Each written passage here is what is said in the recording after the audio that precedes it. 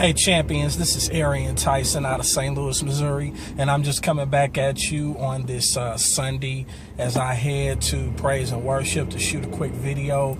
I decided to put on a suit. I actually am rocking this brown suit. This is actually a suit that I have not worn in a long time, so it's still kind of looks new, but it's not. Just to kind of show that, if I need to, I can clean up, right? So, nevertheless, I've come a long way when it came to wearing suits, because there was a time where I used to feel very uncomfortable wearing suits, and now all of a sudden, really Monday through Friday, I'm in a shirt and tie, so now it's nothing to me. So would I rather prefer not to wear a suit? Yes. But is that to say that I don't clean up or look nice in a suit? No. I mean, I believe I look nice in a suit, so even if no one else does, but it is what it is. But I wanted to talk to you. I wanted to challenge you today as you go about on this Sunday. And I want to encourage you to keep pushing towards your dreams. Keep on pushing.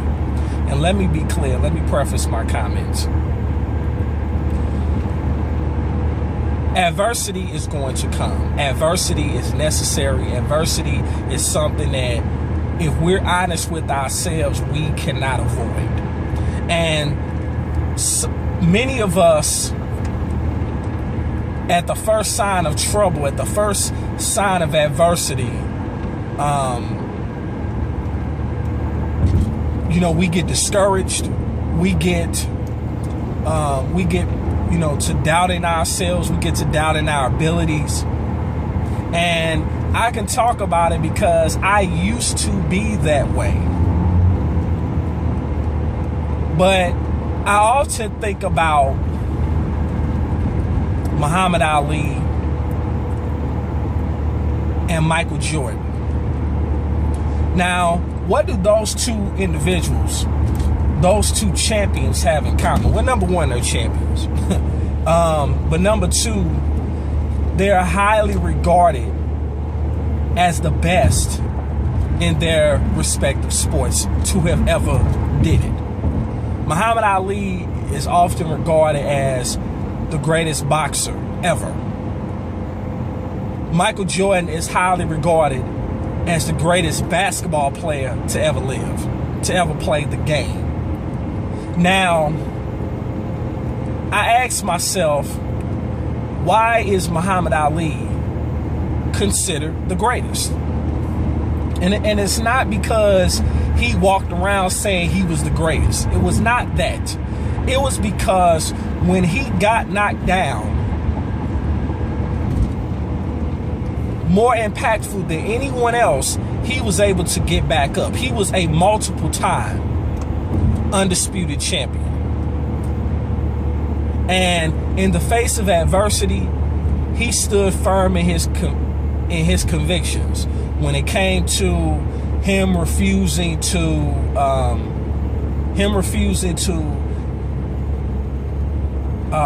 be drafted into the armed services.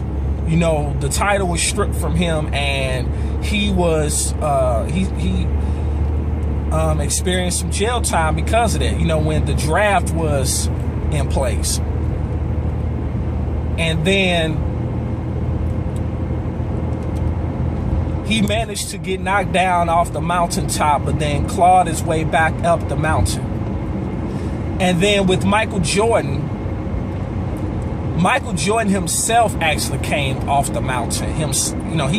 It was his own decision, because after he was able to get past the Boston Celtics, and after he was able to get past the Detroit Pistons, he was able to ascend to the throne, and he was able to become an NBA champion.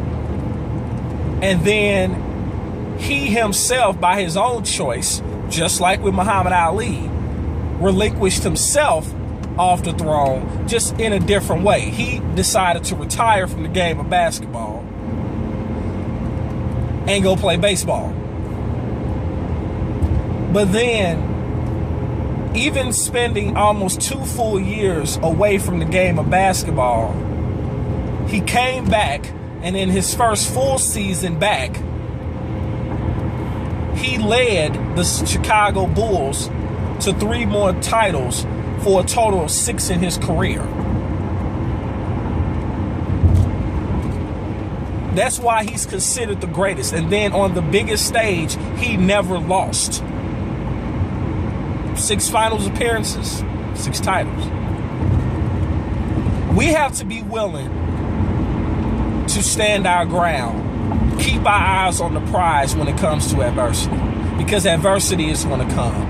But the way we respond to the adversity that comes in our lives and comes in our businesses, that comes in our relationships, will reveal the character that we have or the lack thereof. But for those of you who understand that you refuse to let adversity stop you from achieving your goal, from achieving your dreams, from making your dreams come true. It all started. It's critical when you learn to make a decision. We have to all make a decision. We all get to that point where we must make a decision whether or not we're going to hold them or fold them. Whether or not we're going to play the hand that we've been dealt or throw in the towel. And not look at when we don't necessarily succeed as failing, but look at it as a learning experience.